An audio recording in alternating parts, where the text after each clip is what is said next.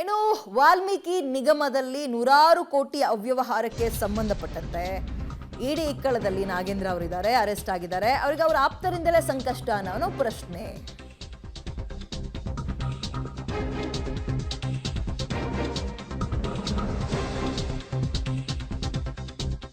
ಇಡಿ ವಿಚಾರಣೆ ವೇಳೆ 24 ಕೋಟಿಯ ರಹಸ್ಯವನ್ನ ಅವರ ಆಪ್ತರು ಬೆಚ್ಚಿಟ್ಟಿದ್ದಾರೆ. ನಾಗೇಂದ್ರ ಸೂಚನೆ ಮೇರೆಗೆ ಹಣ ವರ್ಗಾವಣೆ ಬಗ್ಗೆ ಹೇಳಿಕೆಯನ್ನು ಕೊಟ್ಟಿದ್ದಾರೆ. 84 ಕೋಟಿಯ ಪೈಕಿ 24 ಕೋಟಿ ಬಳ್ಳಾರಿಗೆ ಬಂದಿರುವ ಶಂಕೆ ಚುನಾವಣೆಯ ಚುನಾವಣೆ ವಿಚಾರಕ್ಕೆ ಸಂಬಂಧಪಟ್ಟಂತೆ ಇದೀಗ ನಾಗೇಂದ್ರ ಮನೆಯಲ್ಲಿ ಸಿಕ್ಕಂತಹ ದಾಖಲೆಗಳು ಮತ್ತು ಆಪ್ತರ ಹೇಳಿಕೆಗಳಿಗೂ ತಾಳೆ ಹಾಕ್ತಾರೆ.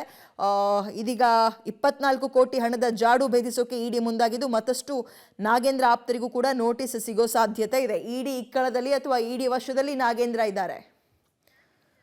ಹೆಚ್ಚಿನ ಡೀಟೇಲ್ಸ್ ನಮ್ಮ ಪ್ರತಿನಿಧಿ ನಾಗೇಶ್ ನೀಡ್ತಾರೆ. ನಾಗೇಶ್, ಒಂದು ಕಡೆ SIT ಕೂಡ ಕೆಲವರನ್ನ ವಶಕ್ಕೆ ಪಡೆದಿದೆ, ಮಗದೊಂದು ಕಡೆ ಇದೇ ವಿಚಾರಕ್ಕೆ ಸಂಬಂಧಪಟ್ಟಂತೆ ನಾಗೇಂದ್ರ ಅವ್ರನ್ನ ಅರೆಸ್ಟ್ ಮಾಡಿದ್ದಾರೆ. ಸದ್ಯಕ್ಕೆ ಸಿಗ್ತಾ ಇರೋ ಅಪ್ಡೇಟ್ ಏನು? ಇನ್ನು ಯಾರಿಗೆಲ್ಲ ನೋಟಿಸ್ ಕೊಡೋ ಸಾಧ್ಯತೆ ಇದೆ? ಡೀಟೇಲ್ಸ್ ಕೊಡೋದಾದ್ರೆ ನಾಗೇಶ್.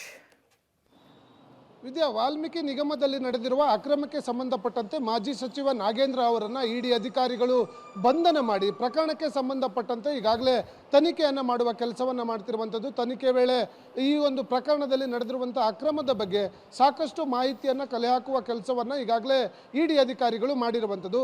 ಅದರ ಜೊತೆಗೆ ಈಗಾಗಲೇ ಈ ಒಂದು ಪ್ರಕರಣದಲ್ಲಿ ಅವರಿಗೆ ಸಿಕ್ಕಿರುವಂಥ ಟೆಕ್ನಿಕಲ್ ಎವಿಡೆನ್ಸ್ ಸಂಬಂಧಪಟ್ಟಂತೆ ಒಂದಷ್ಟು ಆಪ್ತರ ಬಳಿ ಸಾಕಷ್ಟು ಹಣ ವರ್ಗಾವಣೆ ಮಾಡಿರೋ ಬಗ್ಗೆ ಇಡಿ ಅಧಿಕಾರಿಗಳಿಗೆ ಮಾಹಿತಿ ಲಭ್ಯವಾಗ್ತಿರುವ ಹಿನ್ನೆಲೆಯಲ್ಲಿ ಅವರ ಆಪ್ತರಿಗೂ ಕೂಡ ನೋಟಿಸನ್ನು ಕೊಟ್ಟು ಈ ಒಂದು ಪ್ರಕರಣದಲ್ಲಿ ವಿಚಾರಣೆಯನ್ನು ಮಾಡಲಿಕ್ಕೆ ಇಡಿ ಅಧಿಕಾರಿಗಳು ಪ್ಲಾನ್ ಅನ್ನು ಮಾಡ್ಕೊಂಡಿದ್ದಾರೆ ಅನ್ನುವಂಥ ಮಾಹಿತಿ ಈಗ ಇರುವಂಥದ್ದು.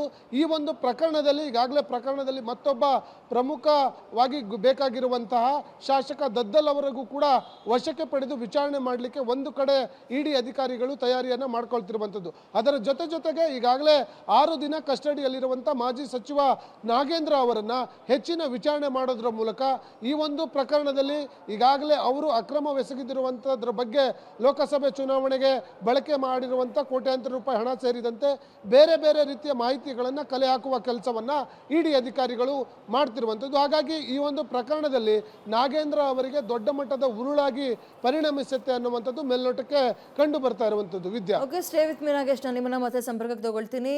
ಇದೀಗ ಮತ್ತಷ್ಟು ನಾಗೇಂದ್ರ ಅವರ ಆಪ್ತರಿಗೂ ನೋಟಿಸ್ ಕೊಡೋ ಸಾಧ್ಯತೆ ಇದೆಯಂತೆ.